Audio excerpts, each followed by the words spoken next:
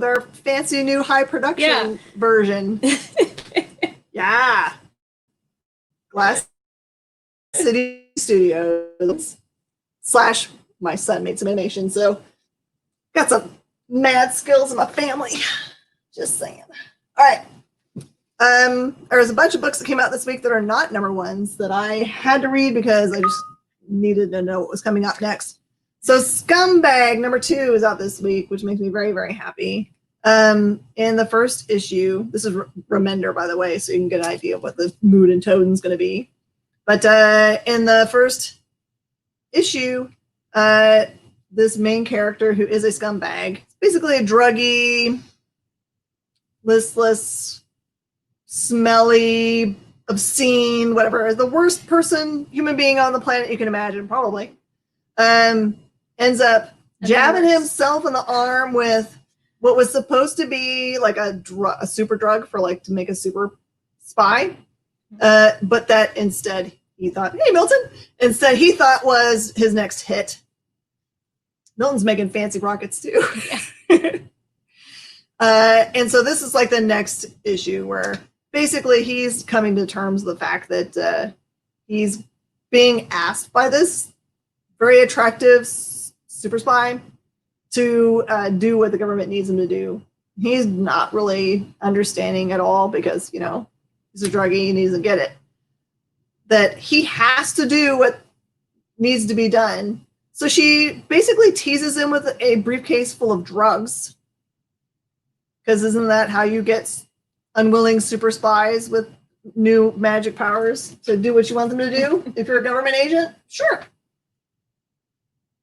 So it's the most ridiculous thing, and I love it.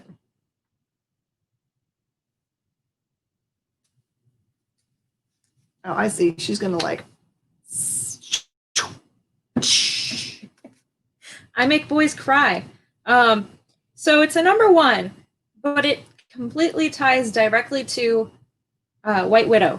Yes. So you have to I mean, you don't have to, but it's recommended that you read White Widow number 5 first.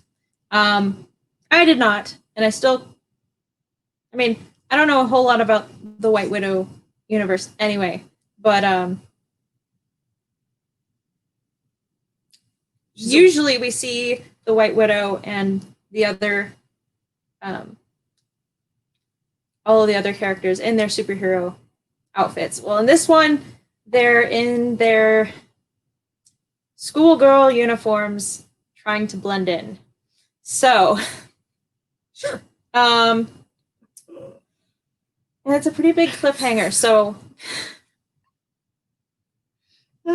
Jesse.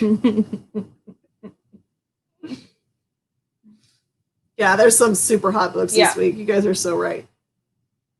I can't wait to see what happens next because it's such a cliffhanger. It's so weird because all the White Widow books have come out in like really not a normal schedule. No.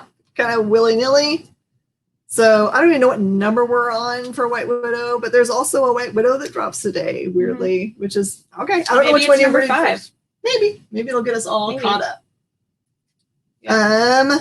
By the way, I just have some crazy stuff up on my board here so you guys can see that just because on Disney Plus, Marvel discussed loosely Brute Force. Now Brute Force number 1, which is a dollar bin book, usually is now a $20 book.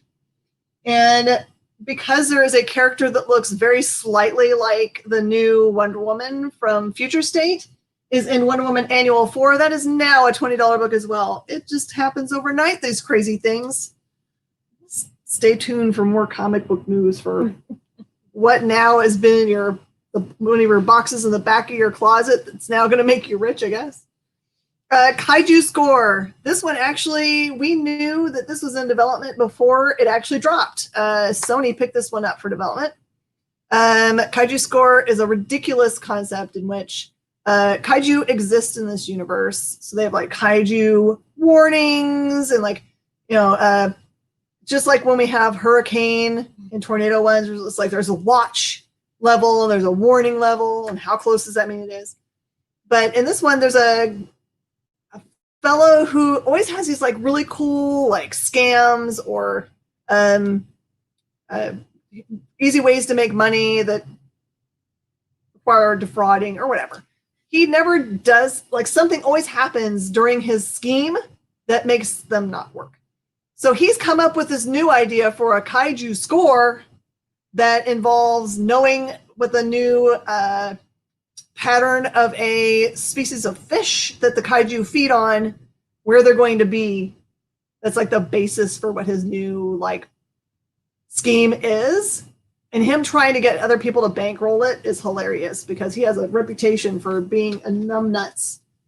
So it's awesome. It has both heisty things in it and kaiju-y things in it. And I mean, kaiju heist book? Come on. Perfection. All right. Assassin and Son. I had no idea what I was getting myself into, but Jen was like, I think this one's up your alley. Mm-hmm. It's pretty cool, not gonna lie. I'm gonna want more information before I commit. But be committed. Add it to my poll or whatever. But oh yeah. This one gets you all the information that you need to know about these characters. So the 4 horsemen are war, pestilence, death, and what's the 4th one? I always forget one. Hades. No, like the 4 horsemen from the Bible. I know. Oh, what?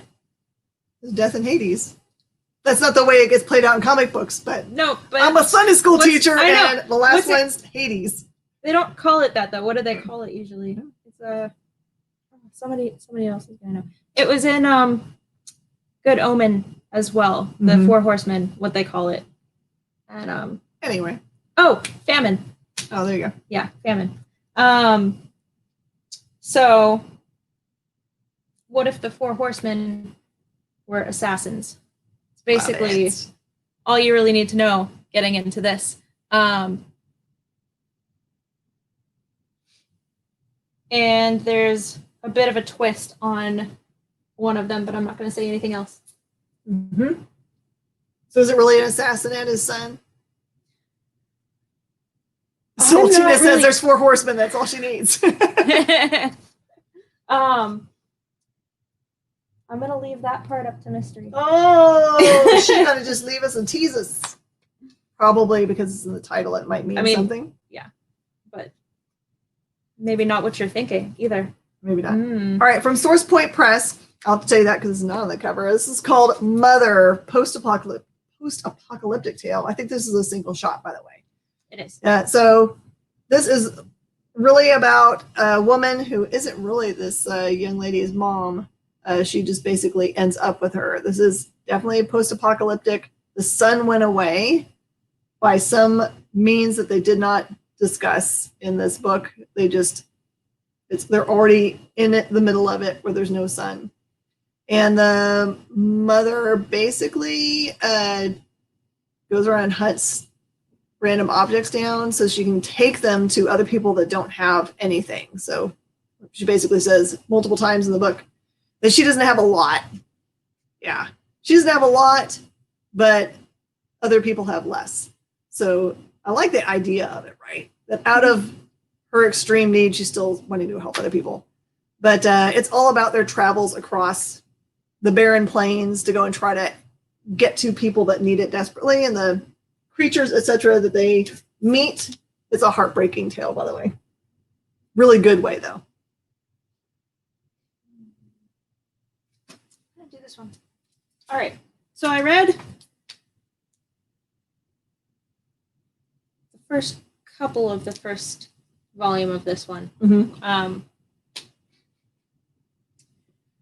where our main characters are an angel and a devil, and then they have a kid. Well, this one is definitely more based around the kid and how the kid is pretty much she's pretty much a normal kid. She's just half angel and half devil, but she doesn't lean more one way or the other. She's a good And, mix of her parents, huh? Yeah. And how her parents are.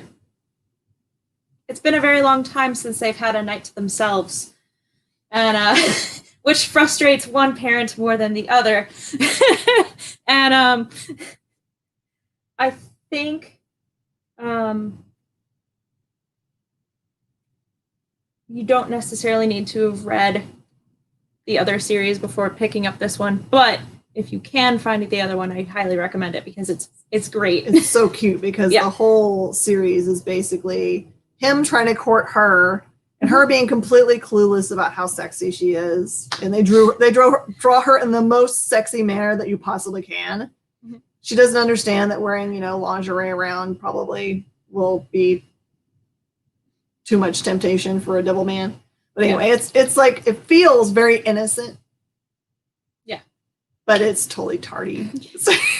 And we also see his parents in this issue, and how they're handling their lives. Mm-hmm. It's pretty great. All right. Also, Source Point Press, I wanted to Black of Heart. Black of Heart is true crime noir. Yes, this book is on fire. Oh, you weren't with me to sing a song.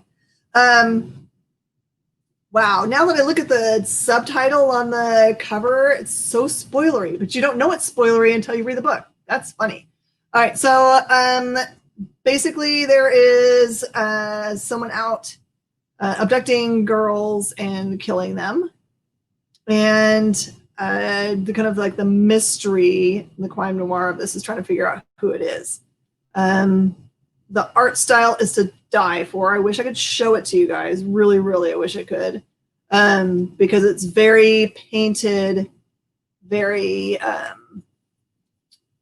like the style that black, white, and blood for Wolverine is, but more painted, but that whole like more abstract style. So beautiful. But meanwhile, you're looking at like really gruesome, like criminal crime scenes. If you like the first 48, Forensic Files, Murder Maps, probably love this book. And I love all those things, so haha. My dad does too. Ooh, maybe I should. All right, I'm gonna do this one because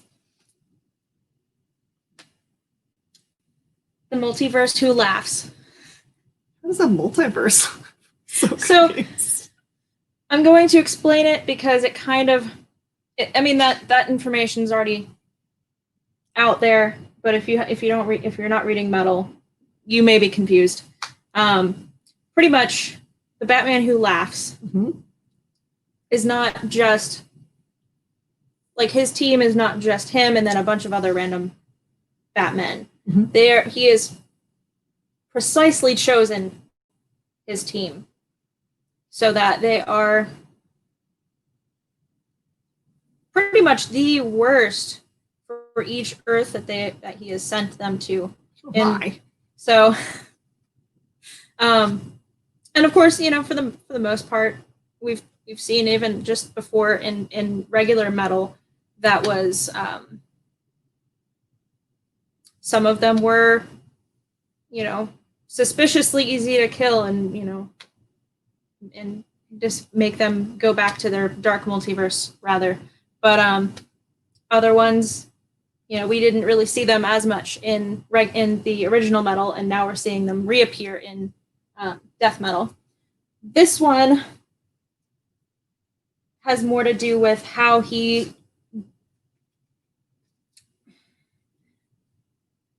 last couple of tie-ins to Metal dealt with the Robin King. Right. And how the Robin King came to be by pretty much trying to turn him into a Robin that laughs, which is how he got all of his Robin minions.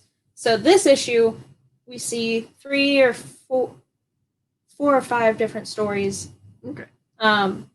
All kind of relating to the different Earths, because there's 52 of them, that we haven't seen a lot of. One of which is, yes, all of the animals, all of the superhero pets that have powers, having to deal with their own, and it's pretty great. And Amanda Connor and Jimmy Palmiotti wrote that one. So, and Patton Oswalt wrote a story in here as well. Patton, we love you. Yeah. It's all around a great one. I think even if you're not really that into the death metal, this is one that you should pick up. You know that the last one, the extreme one, which was Lobo based, totally sold out really quickly. So yeah, so don't wait. I'm gonna do a couple because I think I have to. No, no, I still have 6. Well, I've got 8. Okay, yeah.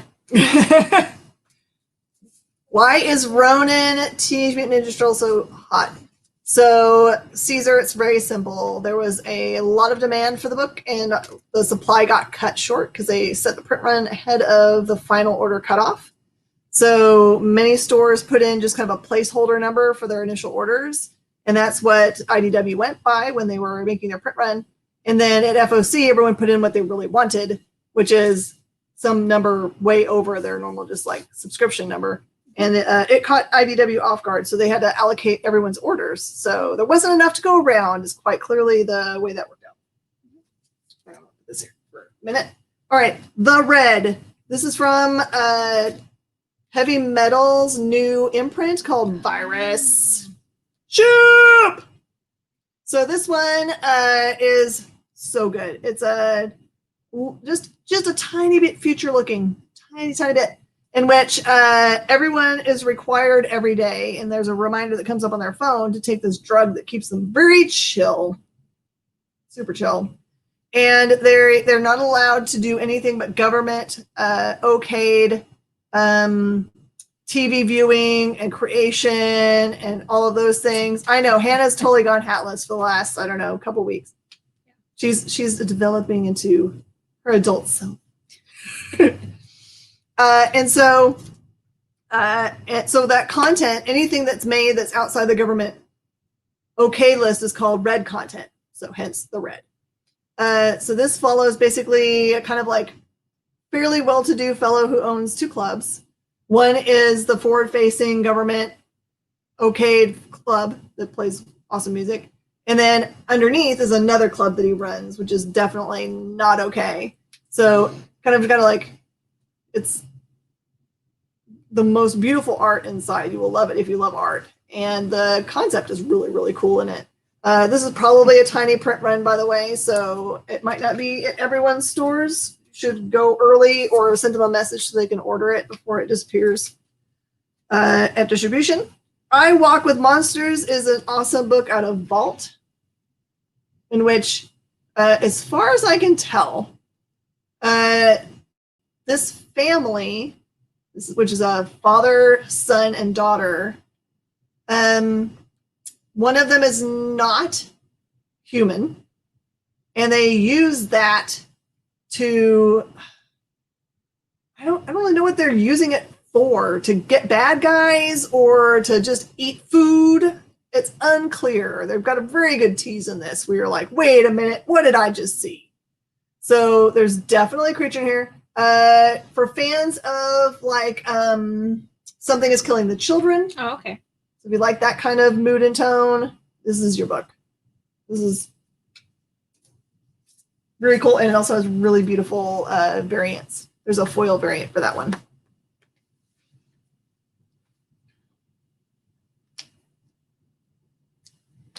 So, this one, the DC Future State, it's pretty much a handbook. It tells you everything that you're going to need and want to know before you jump into it. There's a lot. I can't show you the inside, so while she's talking about it, I'm going to look. It's pretty much just, it goes through each. They're not really new characters. They're all new designs. Your favorite heroes and villains all get new looks. It takes place about 5 years in the future, and there's a lot that's going to be crossing over with that. I think there's about 40 books total for this one. There is a checklist in that. I believe they've posted it as well on their social medias for DC.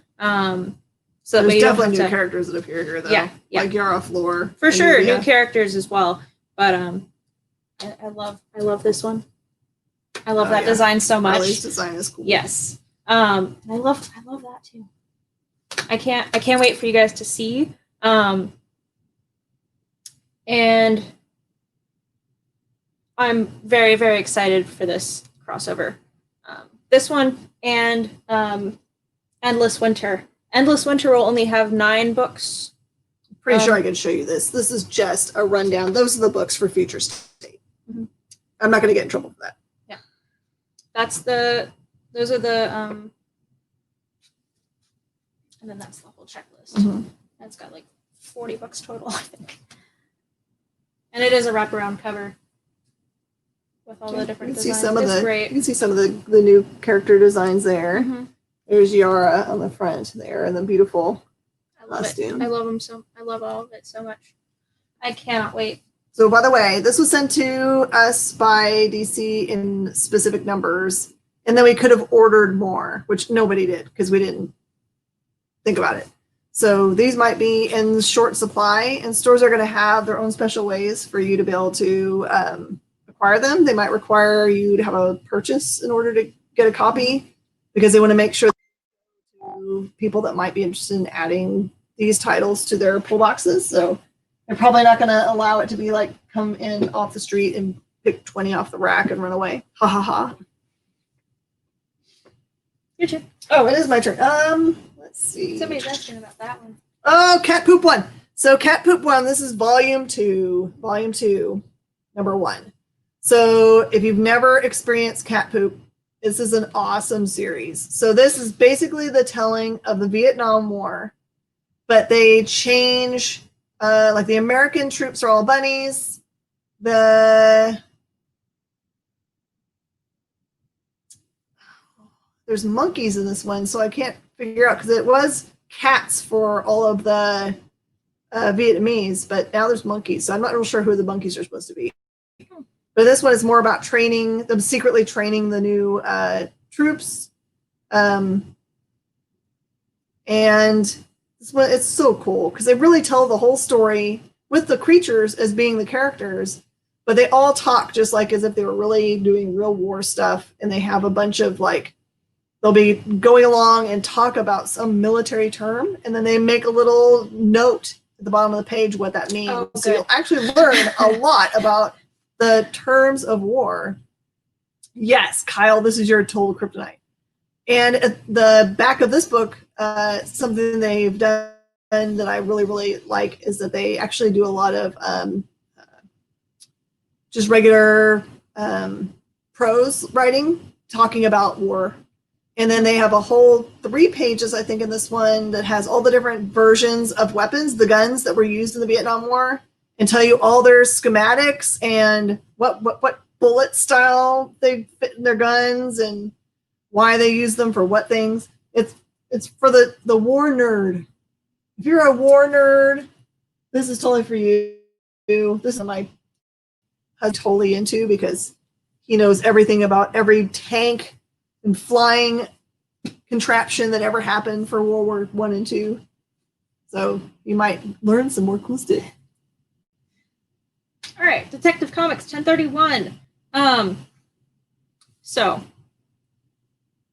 few issues ago, maybe it was in Batman. They're so closely tied together right now that I can't remember for sure which issue it was, but Robin left.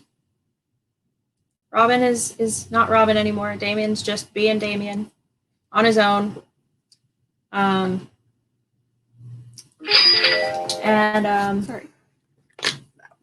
I don't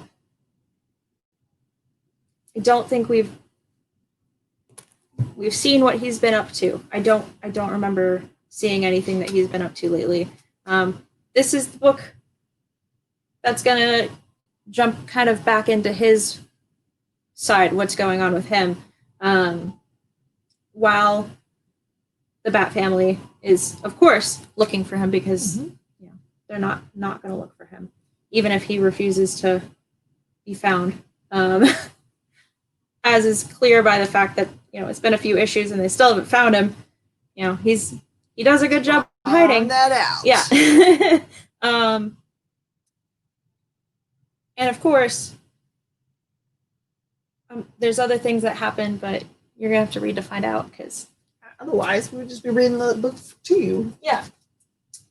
All right. I know what you're doing. You're thinking, I'm really missing The Witcher, and I can't wait for the new episodes to come out. We have to wait till next year because it's still forever from now.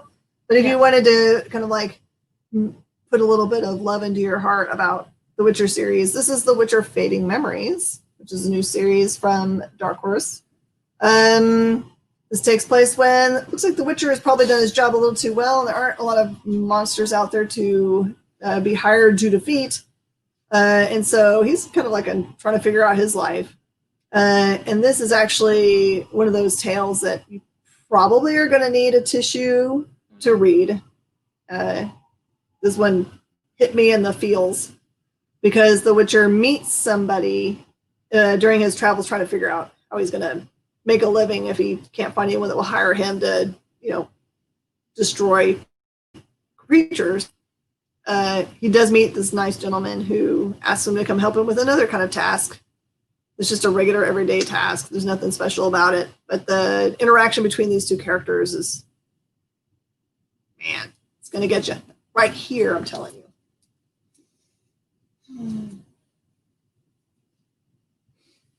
The other history of the DC universe. Okay. So this one deals specifically with Black Lightning and his. Yes. But it's a very personal book, and it. Does this also hit us in the feels? It does. Yay! It's a lot. I was trying to read it for, speed for a minute to skim it, but this one you're gonna want to take some time to read. It's very, very long. There's a lot of words. The artwork's also really pretty, but just how much text there is, it's a lot to take in, and some of the content is very, very heavy. It's a meal of a book. See, I like that. Yeah. You tell me I can eat my book. Yeah. I'm so happy.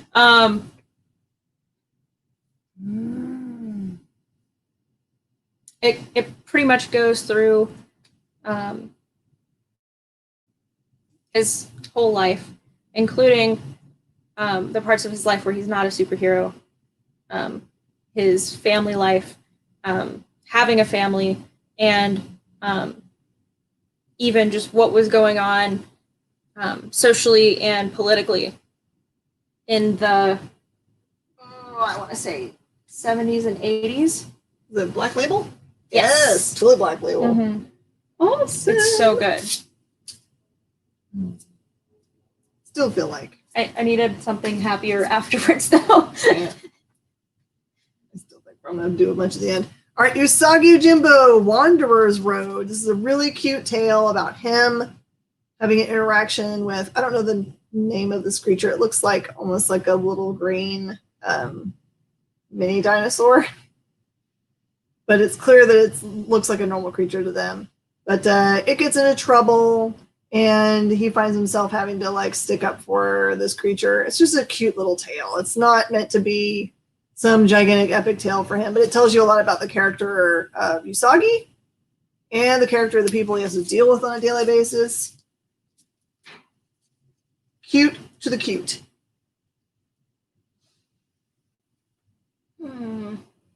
Let's do this one. Okay. So, This one is the Perhaponauts. Perhaponauts. Okay. The Perhaponauts First Blood. It's a nonstop book from Black Caravan from Scout. Mm-hmm.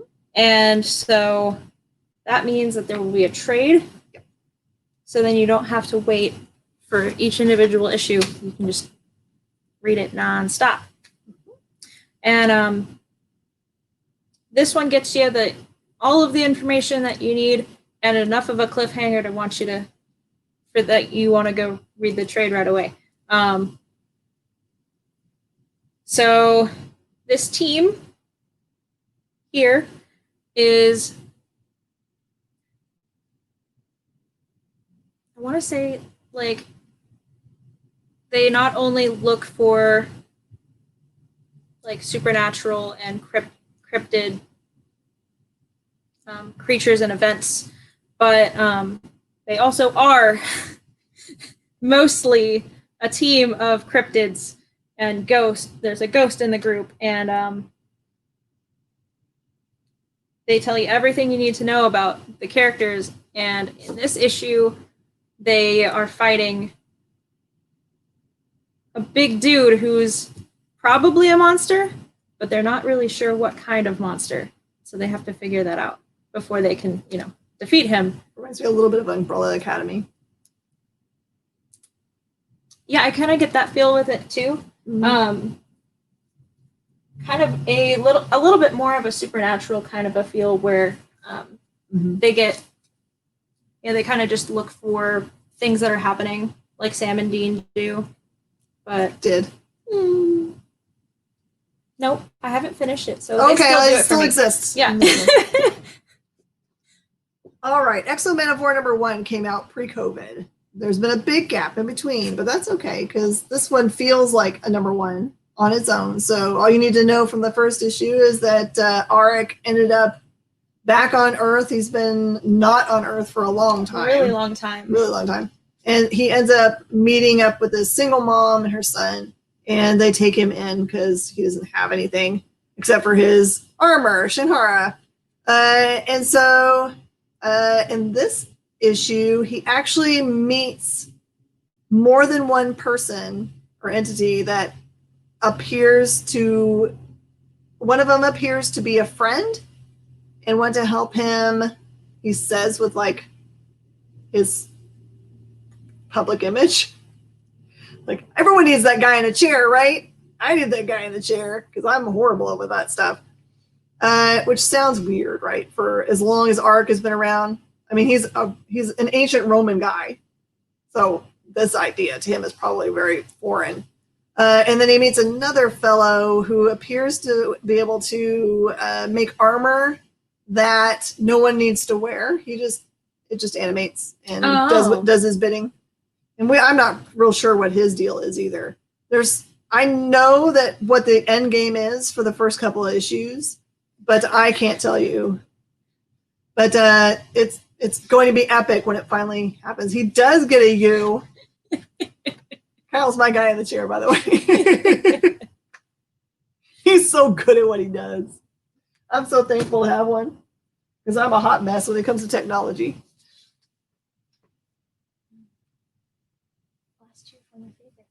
Mm-hmm. All right, so Billy the Kid. You know who Billy the Kid is, right? Pew pew. No, you don't. Oh, this is a totally different take on it. Oh, this is IE, not with a Y. So this is Billy with an IE, and she is. I think she's got to be like upper teens, but still lives at home helping take care of the family because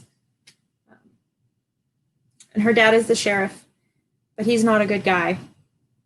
And so Kyle, who knows all his history. Kyle does, is yours a weekly thing, Kyle, where you do it's a history group? So Kyle knows so much history. He's a history nerd.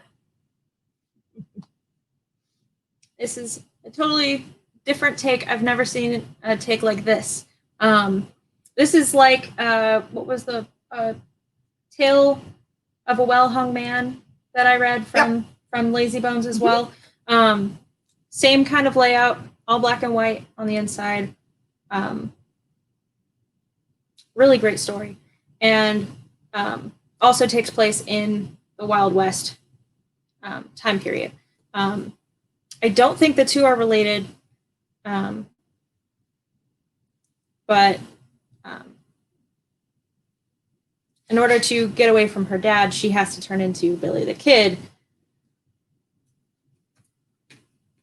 And I'm just going to leave it at that. But I really, really, really liked it. And the end is not at all what I was expecting. And I really loved it. So very cool. Is it a one shot? I really hope not. But maybe not then. It seems like it. Because it does have like a end. I love this cover because it looks like it's got a bunch of damage to it. You see that? Yeah. But that's just the way they printed it. It looks like it's all scrunched on the edge. I had to double take it on it. Yep. Benjamin Percy, you silly. All right. So Devil's Highway. This is the end of the series, 505. There's been a group of bad guy 18-wheelers that are like from all over the country that have been abducting women of the night that hang out at 18-wheeler places. I don't know what they call those things. What is it? The place where they all gather? Clearly, I'm an 18-wheeler person. Oh, goodness gracious. Truck stop? Truck stops! That's it. Thank you. Kyle got it.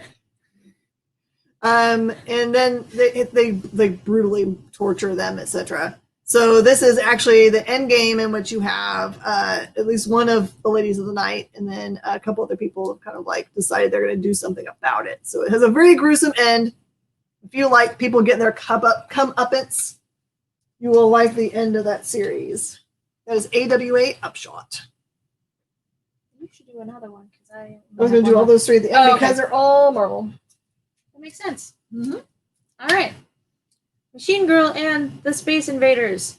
All right, so I will admit I am pretty far behind on Machine Girl. I think you read it originally. Mm-hmm. Yep. So,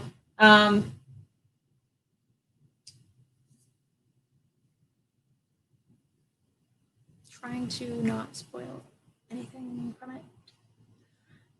Essentially, Megan, aka Machine Girl, is trying to pull a heist. And in order to do that, they need a distraction. So then there comes that's Megan's role here is the distraction. So pretty. I don't know if you can tell the homage of her armor / bikini there. Yeah. Totally Leia, man. Right? Totally Leia. But because she's Machine Girl, she can still fight. Mm-hmm. So, it's basically a super gladiator. Yeah, she's pretty great. But they were not expecting to fight what she ends up fighting. Interesting. All right, this is my Marvel stuff. There's not a very big Marvel this week, so no. I don't know. Maybe because they know it's close to Thanksgiving. Mm-hmm. That's what my thought was. So there's two Ten of Swords tie-ins. There's this one, which is the X-Men, and then there's the Excalibur book. Things are getting kind of crazy in this one. The Quiet Council. Cyclops and somebody else decide that they want to leave to go and try to help their friends that have been delayed on the other side of the gate and aren't on Krakoa right now. And the Silent Council tells them that's unacceptable, that if something happens to them and they can't get resurrected properly, then it leaves the Silent Council short of experienced people, and they were chosen because of their experience. And so basically they say, if you leave, then you're off the council. And Power Pack #1, Outlawed, ties right into the Miles Morales Spider-Man and the Champions storyline, in which the idea is that it's against the law for teenagers to be superheroes because they don't have enough experience to be able to make right choices according to this. It's called Kamala's Law, I think, because lots of things get destroyed. And it's not like the adults do any better, so I don't know why in the world it's the law. But they're trying to protect the kids. So most of the kids from the Champions and I think Miles are all in prison, maybe. But anyway, this is a very cute starting to this. The first, like, 5 pages of it are like a kid drew a comic book. And then you find out that one of the kids in the book is actually drawn it because they want to give it to their parents as a present for their anniversary to out themselves as superheroes to their parents. And so, you know, and then things. So it's a cute book and tied into that storyline of Outlawed, if you like it. And then this is a hot book, Last Remains Amazing Spider-Man number 53 point. It has a really gorgeous 1 in 25 cover, by the way. This is just more of them trying to figure out the Sin Eater, what their secret identity is. Yep, totally fire. They're still hanging out with Doctor Strange, who kind of treats the rest of the team, honestly, as if they would all die without him, which might be true. And there's some revelations in this one, and maybe a new bad guy shows up. It's a kind of like a weird giant creature that looks like Kingpin but isn't Kingpin. But that one's a really good read, and I don't think it's the end of Last Remains either, so keep it reading. All right, that's all we had time to read tonight. Thank you for joining us for a minute to skim it. If you are traveling this week, which is highly likely to go see family, stay super safe. And if you want to go investigate and explore other comic shops, which we've had a lot of visitors in our shop this week already, comicshoplocator.com is the way to go. It's easy to put in the zip code for where you are, and it'll pop up all the shops near you. Just call them and see what their hours are, so you don't show up at the front door and be sad that they closed early on Wednesday or whatever. So probably first thing tomorrow morning is when you need to go and visit them if you want new books.